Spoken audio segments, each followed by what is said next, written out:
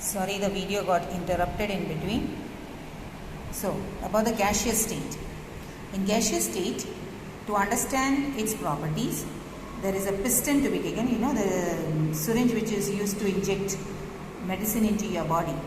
So that syringe is taken. In the syringe there are two portions. This is called the piston part of it, and this is the chamber in which you fill the content. That's, the medicine is filled in this particular region. Now, in the first syringe, you keep it empty, vacant.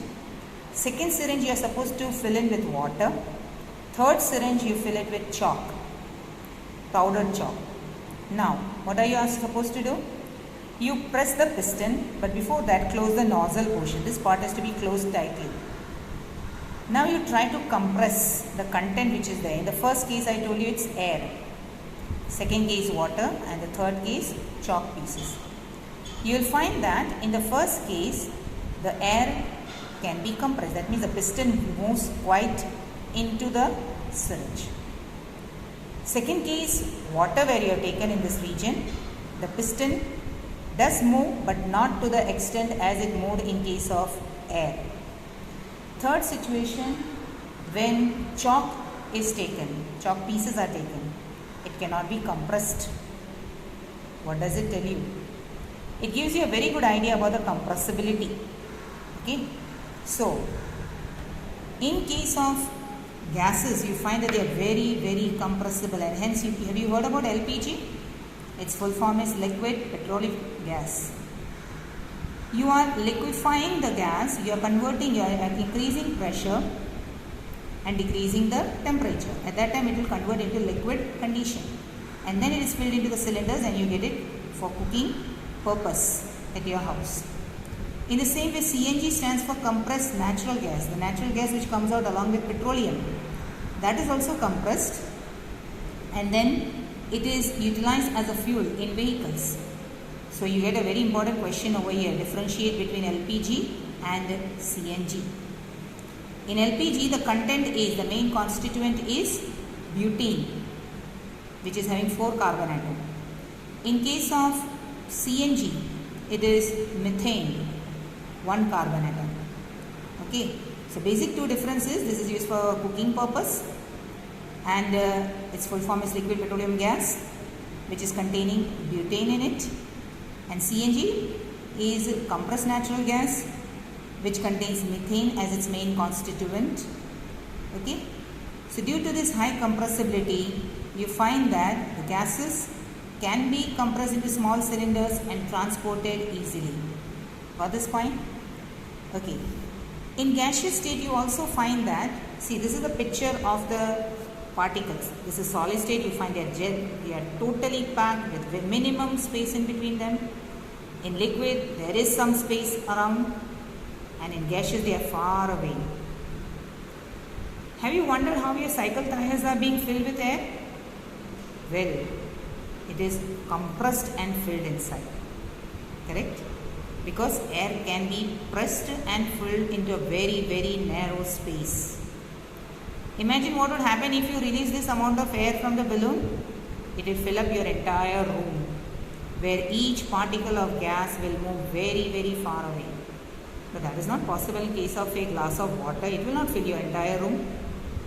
It is not possible for a powder of chalk to fill your entire room, because the particles are very closely held with more amount of force of attraction between them. Got this? So if you sum up this particular matter, that is the 3 states of matter, if you try to sum it up, because sometimes they ask you as a difference, comparison, different ways the question is asked. So here I have given you a summary. In case of solid state, they have definite shape. Here there is no shape. Here there are sharp boundaries. In case of liquid, there are no boundaries as such. The volume is fixed in both the cases, both solid and liquid, the volume is fixed. Solid is not compressible, whereas liquid is comparatively more compressible than solid. Solid, you term it as rigid or brittle, whereas in case of liquid, it is fluid.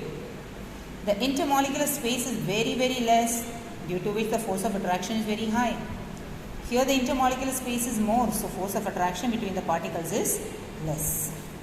In case of gaseous state, you find it doesn't have any shape, no boundaries, no volume, but it is highly compressible with maximum intermolecular space between the particles and minimum force of attraction between the particles.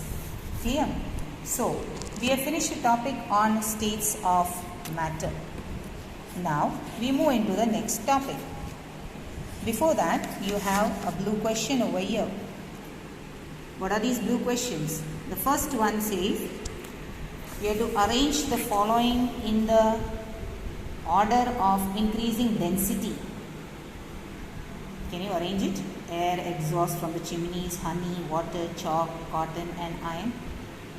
Well, I have already numbered it over here. Increasing order of density means from less denser to maximum density. So, iron will be maximum, air will be, exhaust air from the chimney will be least. Okay, so I have already put the numbers over there. Second, tabulate the differences between the states of matter. Just now I showed you difference between solid, liquid and gaseous state. So you can write the answer from there. Now, comment about the following. You have to explain these terms. What is rigidity, compressibility, fluidity, filling a gas container, shape, kinetic energy and density. Okay. So, rigidity means what? Rigidity stands for when the substances are highly rigid. Okay. Rigidity stands for when the substances have a tendency to maintain their shape. No matter you try to break it, but it's not possible. So, if it is able to maintain the shape in spite of applying force, then you call it as a rigid substance. So, it is having rigidity. Compressibility means the matter is having intermolecular space. So, but when the force is applied, they tend to come closer. That is, the force intermolecular space reduces. That property is called compressibility. Fluidity, when the gaseous particles vibrate randomly in any direction because of the weak or negligible intermolecular force, it is said to be fluid or having the property of fluidity.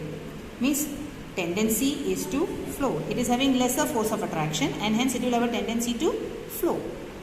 Particles tend to move from one place to another, not as in case of solid. Filling a gas. You can fill a gas. Why can you fill a gas? Because particles are very far off. So, these particles can be pressed nearer to each other and a container can be filled up. As I told you earlier, cycle tire tube can be filled with air.